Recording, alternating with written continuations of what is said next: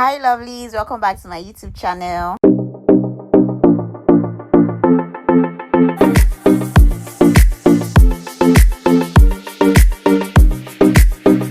I have a tutorial on the skin prep video right here on my channel, so if you like to see that, kindly go watch it. So here I started up with the skin work, and on the skin work I used the foundation I showed right at the beginning of this video. You already know, guys, I like to mix my foundations, so I mix these two foundations and I'm just blending it on our skin. You can see how the foundation is a total blend and is giving me a smooth and flawless finish.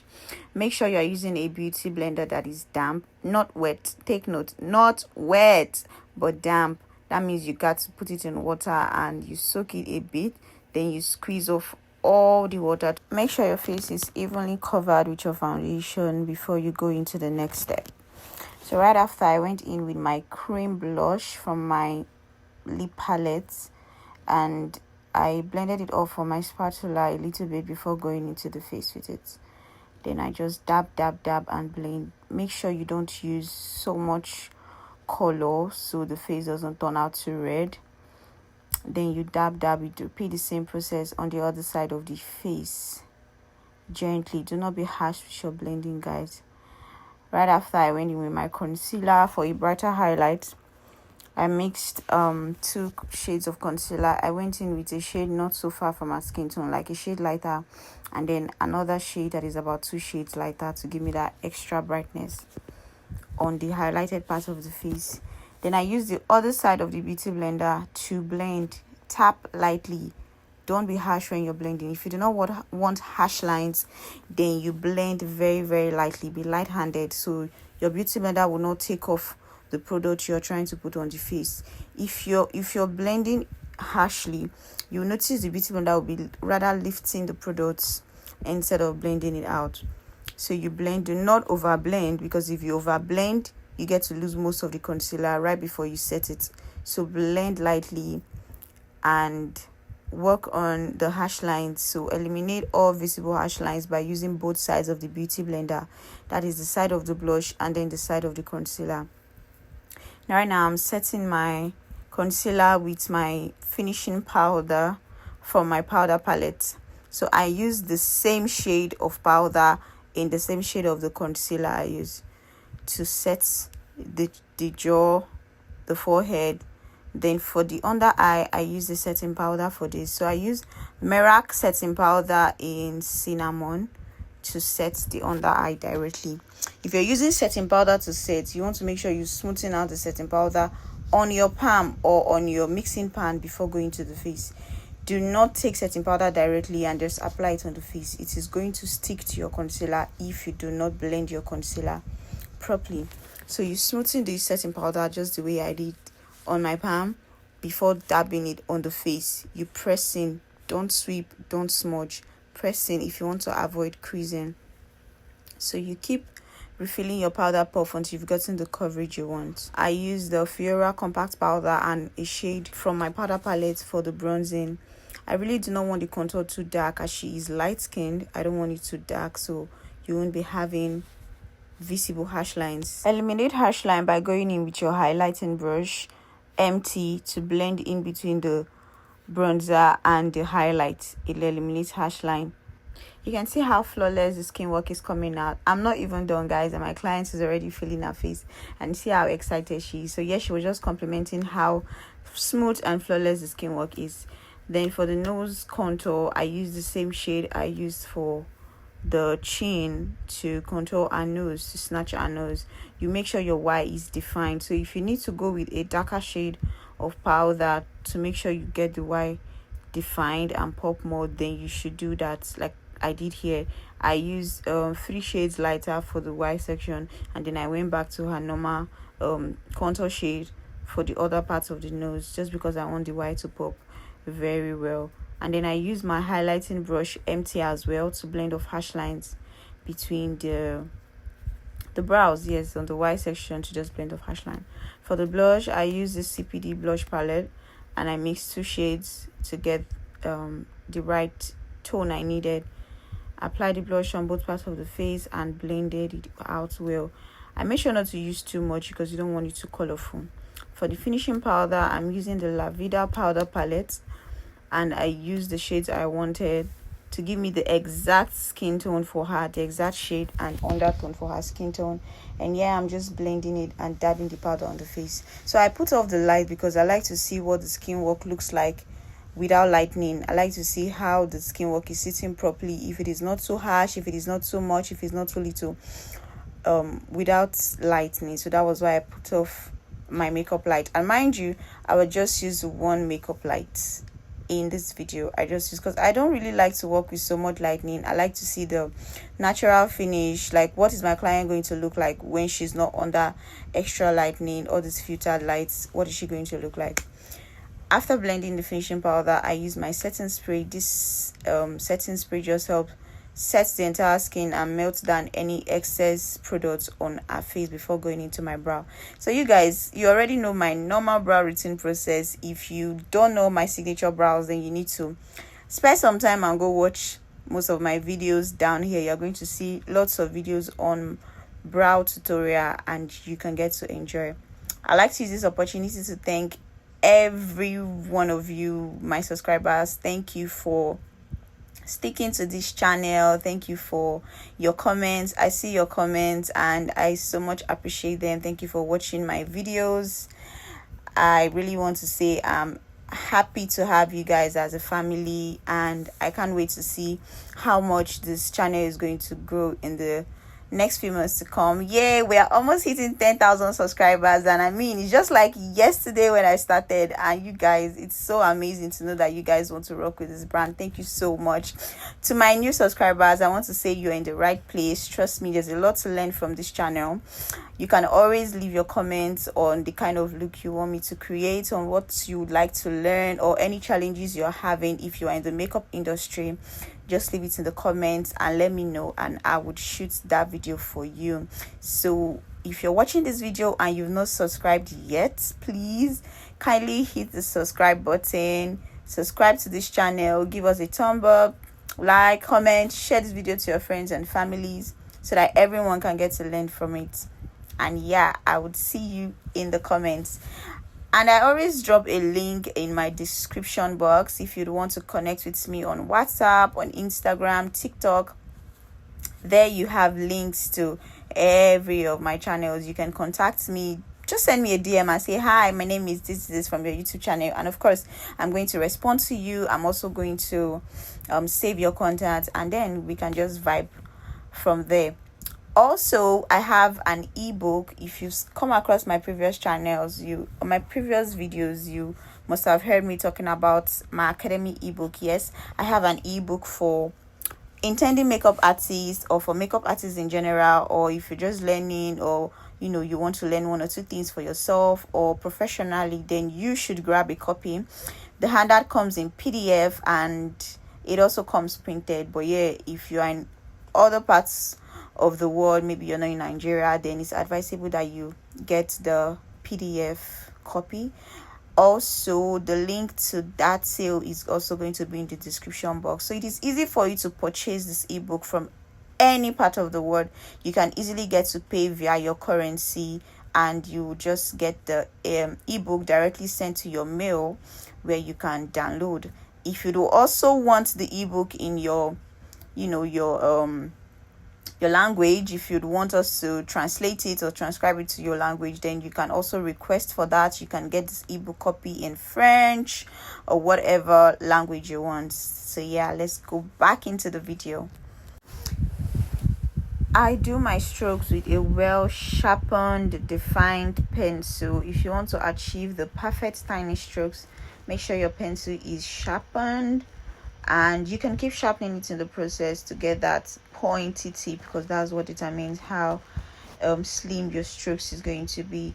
Make sure your strokes are light and not too dark. You want the start line of the brow to look as natural as possible. You don't want it looking too dark.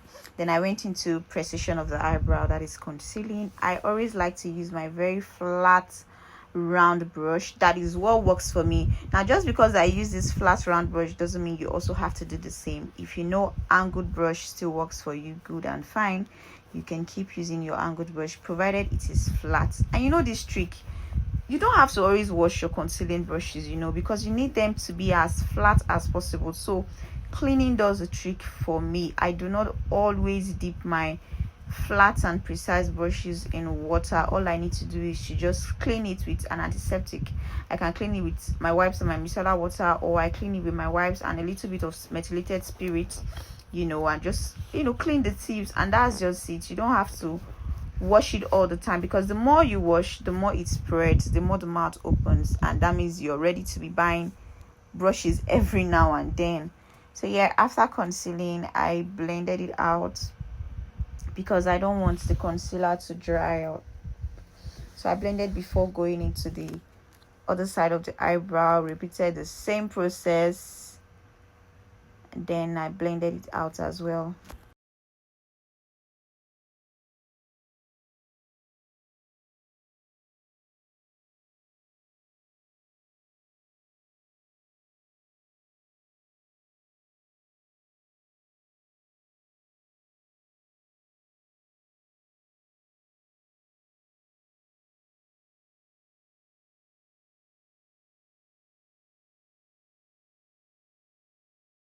You know, one technique that has always helped my brow game to be as sleek as possible is because I always maintain the brow shape of my clients. I do not try to alter them. If your client has a flat brow, please give her a flat brow. If she has a curved brow, a round brow, an angled shaped brow, please give it to her. Do not try to alter the brow. And most of the times, makeup artists do that when they are carving. Like in the process of carving, you know, they don't really follow the natural shape of the client's brow. They just do something else entirely, and then, you know, they also follow what they carve. It's important that when you are carving the brow, you only take off the excesses.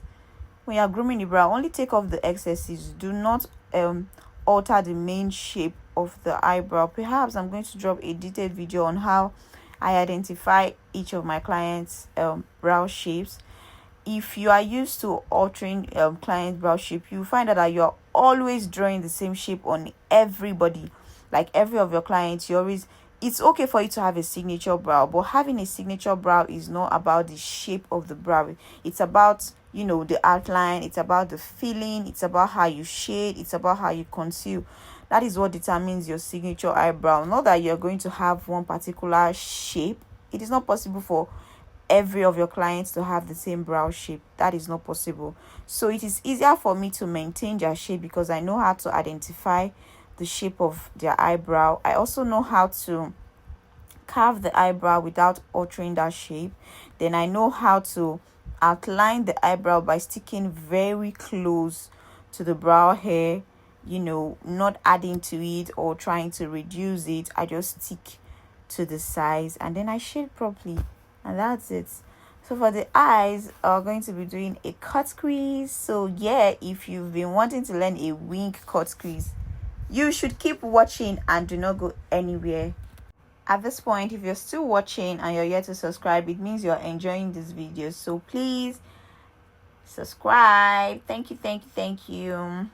So here I'm doing the transition. If you are trying to achieve a wing cut crease, then your transition should also have like a wing shape. You know, this wing shape, like I don't know, like an S shape, or you know, just something slant. It is not curved like the usual transition you do if you're doing the normal eyeshadow. So make sure you use transition shades that that's going to make your cutting pop, depending on the skin tone of who you're working on. If you're working on a dark skin, then you need to work with dark colors. If you're working on a light skin, then just work with colors that, you know, when you cut, it will help your cutting pop. And at the same time, also work with bright shades of concealer for your cutting. Do not use anything dark. So I still use my wing, my concealing brush to achieve this because I want the line sharp. And then I start cutting from the middle. Most times I start cutting from the tear duct. Other times I prefer to cut from the middle of the eyelid. Then I just follow the shape. I take the tear duct down and I take the outer corner upwards. Yes, so I, you know, winged it out, forming like, you know, a little bit of a S, not so obvious, but then the tear duct is smaller. The middle part, which is the eyelid, is a lot wider, and then the outer corner is more wider because that part is going upwards. Then I repeat the same process on the other eye. Make sure you have equal size and equal shape on both eyes so that both eyes will not turn out differently. So after cutting the crease, I just blended out the concealer. It's important that you use very little concealer. Yes, in case you want to ask, you can use your eyeshadow base. Eyeshadow base doesn't really work for me because the one I have is the benign clown white. It's not as creamy as I would want for cut crease, so I use my concealer instead, which is more creamy, and it just helps my my brush to glide on smoothly. So after cutting the crease, I just blend out the concealer. I will not add more to it so it doesn't get too much. If you use way too much, your eyeshadow is going to crease because you have excess product there.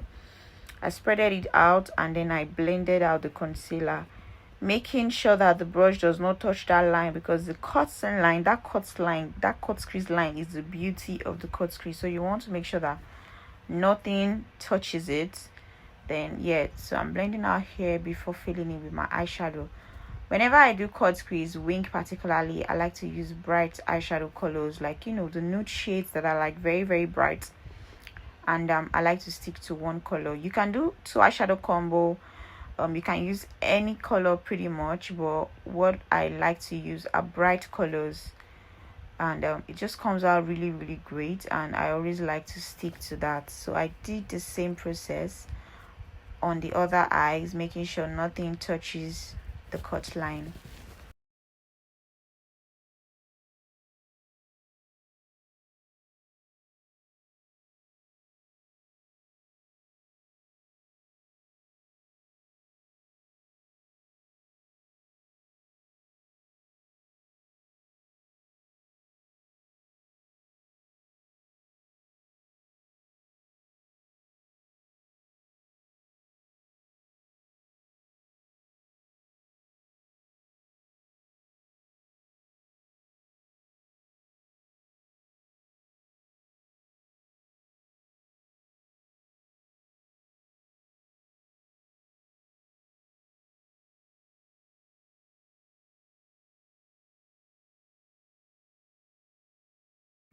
For the lower eyelid, I use the brown shade, on the lower eyelid, just so I don't leave it bare.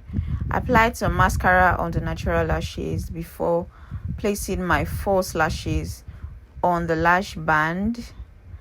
I always like to fix my lashes neatly. I don't want stains on the eyelid, so I'm always very intentional and careful when I'm fixing the lashes.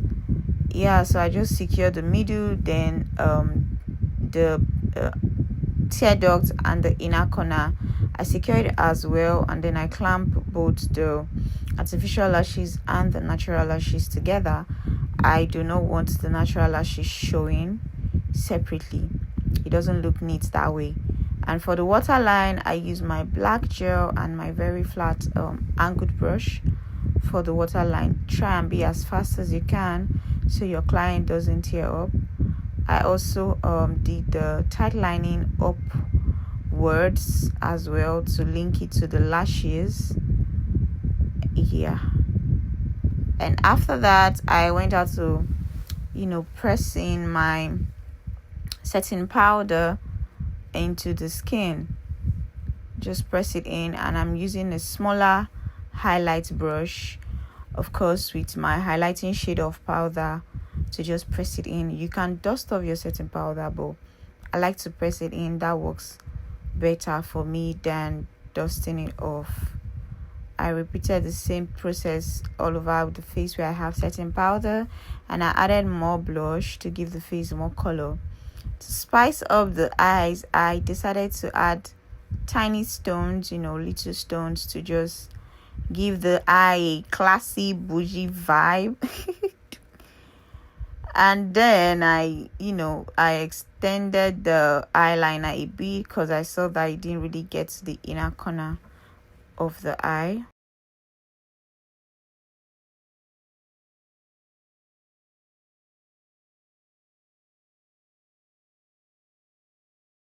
I also placed the stone in the tear duct as well. So I think I have like 3 stones in different sizes, like the small, medium, and big. Not so big, like tiny stones, just to spice up the eyes and make it look better. You can see how beautiful the stones turn out. You can get the stones pretty much from anywhere. It could be in a nail set, it could be from your tailors, from tailor around, or just stones generally. It's not specifically for makeup. I've not seen like makeup stones differently, but that's it. I did my eyeliner very thin. I did not want it wide. Then I applied my glow. I used my fingertips to apply at the peak of the nose, and yeah, to give the face that glow. Then I sprayed with my fixing spray to just fix it all in. Take note, your fixing spray doesn't lock, it just fixes, as the name implies. If you want it to lock, then you have to use a seal and lock spray.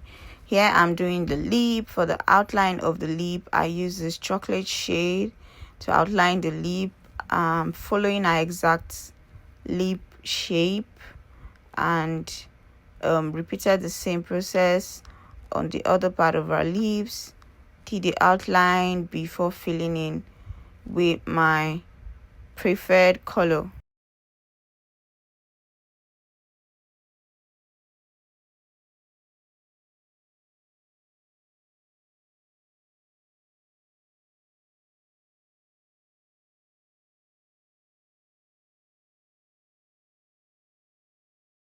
So I'm filling the lips with like a deep pink, and then I added a different shade of pink on it. Now, one thing about me is I always keep working until I get a better result. Like, I don't just stop there. I I keep, because I want it to be better, because I want it to be the best. I keep blending, I keep adding, I keep doing the little, just to keep it, just to make it look better. I don't just stop. It has to look good in my eyes before I stop.